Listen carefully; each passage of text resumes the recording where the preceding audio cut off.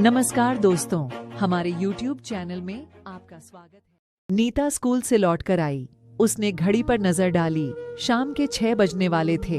उसने किताबें टेबल पर रख दी और थकी सी पलंग पर बैठ गई। उसे कमरा बेहद सूना लग रहा था। आलोक आज चला जो गया था। अगर वह कुछ दिन और रहता तो कितना अच्छा लगता, पर सोचते सोचते वह पिछले दिनों की यादों में खो गई।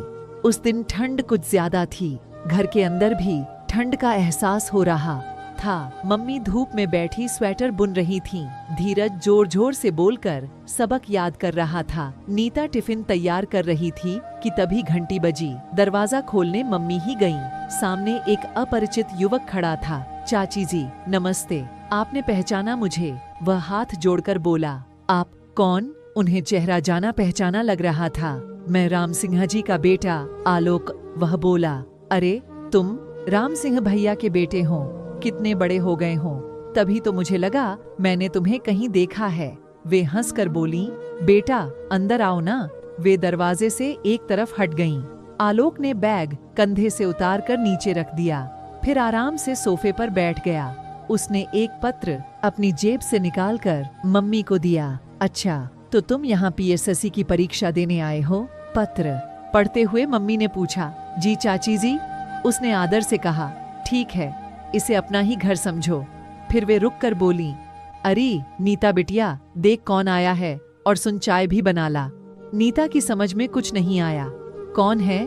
देखने के लिए वह बाहर आ गई। बेटी, यह आलोक है, तेरे बचपन का दोस्त। जानती है, एक बार इसने तेरी छोटी रस्सी से बांध दी थी। मुश्किल से बाल काट कर खोलनी पड़ी थी। मम्मी ने हंसकर बताया। मम्मी जी, मुझे तो कुछ याद नहीं, कब की बात है? नीता ने पूछा। उस दिन तेरा जन्मदिन था। बड़ी अच्छी फ्रॉक पहन 2 चोटियां करके तू आलोक को बताने गई थी। आलोक उस समय तो कुछ नहीं बोला।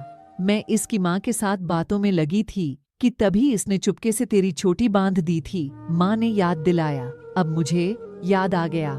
आलोक अचानक बोला। नीता, मुझे माफ करना, अब ऐसी गलती नहीं करूंगा।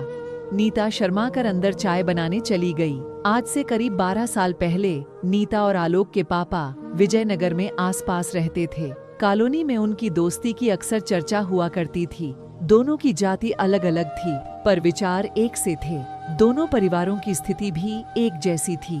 पर नीता के पापा अपने काम के सिलसिले में इंदौर आ बसे। इस शहर में उनका धंधा अच्छा चल निकला, इसलिए वे यहीं के होकर रह गए। इतने सालों बाद अब आलोक परीक्षा देने उनके यहाँ आया था। सुबह से शाम तक नीता उसका ख्याल रखती। इस साल वह भी 12वीं की परीक्षाएं देने वाली थी। आलोक पढ़ाई में तेज था। अपनी पढ़ाई के साथ साथ वह नीता को भी पढ़ाई के गुर सिखलाता। मन लगाकर पढ़ोगी तो जरूर अच्छे नंबर आएंगे, वह समझाता। नीता को भी उसकी बातें बहुत अच्छी लगती। मम्मी ने आलोक को एक अलग कमरा दे दिया था ताकि वह अपनी तैयारी ठीक से कर सके। वह 2 पेपर दे चुका था। पेपर बहुत अच्छे हुए थे। आलोक का चाय नाश्ता, खाना पीना सभी मम्मी ने नीता के हवाले कर दिया था। नीता का जवान दिल जैसे आलोक को पाकर मस्त हो रहा था। रात को घंटों वह आलोक के पास बैठी रहती। मम्मी भी उनकी बातों से अनजान रहती। आलोक का आखिरी पेपर 2 दिन बाद था। वह तैयारी करना चाहता था, पर नीता ने जिद करके आलोक और धीरज के साथ पिक्चर जाने का मन बना लिया। फिर दूसरे दिन कमला पार्क में पिकनिक का प्रोग्राम भी बना डाला।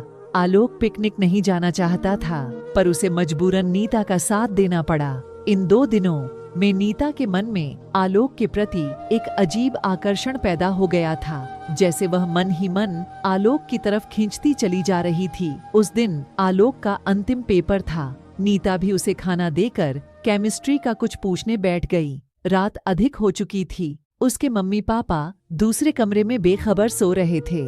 अचानक नीता ने आलोक का हाथ पकड़ लिया और बोली, आलोक, जाने क्यों तू मुझे अच्छे लगने लगे हो। आलोक भी कुछ ऐसा ही महसूस कर रहा था। उसका मन हुआ कि वह नीता के बहुत करीब हो जाए, पर तभी वह संभल गया। जिस चाची जी ने मुझ पर विश्वास किया है, क्या उन्हें समाज के सामने जलील होना पड़ेगा? ऐसा सोचकर उसने धीरे से अपना हाथ छुड़ा लिया। देखो नीता, यह समय हमारे प्यार करने का नहीं है, बल्कि अपना अपना कैरियर बनाने का। अगर हमने इस समय ऐसा वैसा कुछ किया तो शायद हमें जीवन भर पछताना पड़े।